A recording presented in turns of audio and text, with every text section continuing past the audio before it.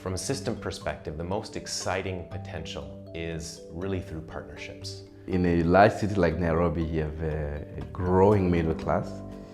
You have an educated middle class who are looking for healthier ways to eat. We took a poor man's crop and introduced it to the modern world where it was value added. We sought out services of creative food technology companies in Nairobi, and we presented them with a challenge to say, where do you think we can put a lot of orange flake sweet potato in a food product that would be appealing and acceptable to the general populace? We worked with a company called AZURI Ingredients Limited. It's a local company based in Nairobi. The great thing about working with private sector is they also have great interaction with other private sector that we don't have. AZURI Ingredients assisted us to have interactions with a retail chain called Tuskys supermarkets in Kenya. I think at the moment they're the largest supermarket chain. So the Tuskys bakeries were able to expand their operations and develop a section just for the healthy section of breads, of which sweet potato bread is one of them.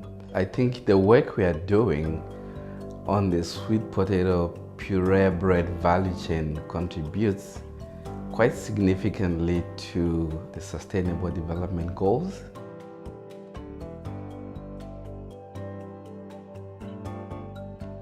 We very often talk about the private sector, but that is not a uniform block of hectares. That is quite a diverse group of people, if you will, and of companies. We have a Cocoa of Excellence initiative where every year there is an award system installed, and that is a very direct link between the producers and the companies because they are part of that. The Salon de Chocolat in Paris is one of those areas. So that is a very nice example, I think. There is quite some money out there that can be leveraged, that looks not only for financial returns, but also for social and environmental improvement. So we try to use that as a leverage point. Like always in life, it's about trust relationship, and also with the private sector.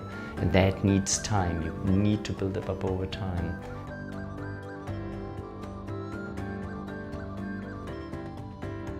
We're a global organization spread across 120 countries.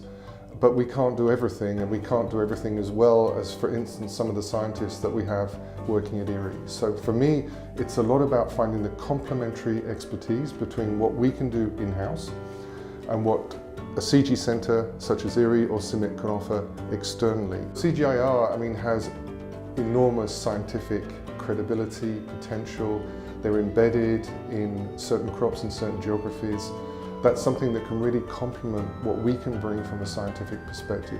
Something we can never forget in this whole process. What is the outcome we're trying to achieve? Who are we trying to benefit with the inventions and the new products that eventually will emerge from the partnership? And so it's very, very important that we have a continual feedback with farmers, for instance, with smallholder farmers, as another example, on the ground, and to make sure that whatever we are trying to work on ultimately meets their needs in the field. We need to always be going back to these projects and making sure that we're hitting the right milestones, and that ultimately that's going to lead to the success that we're all hoping for.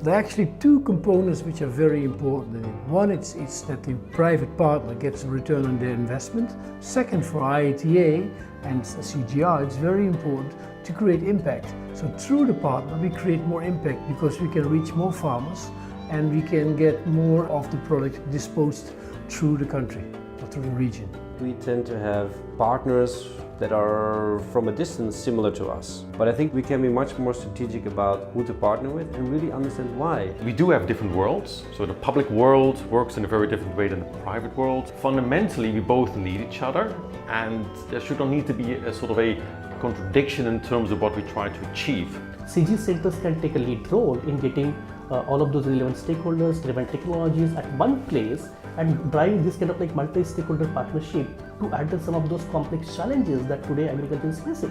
It's the partnerships that we have in place on the ground in national programs with national governments, with the private sector in order to deliver impact.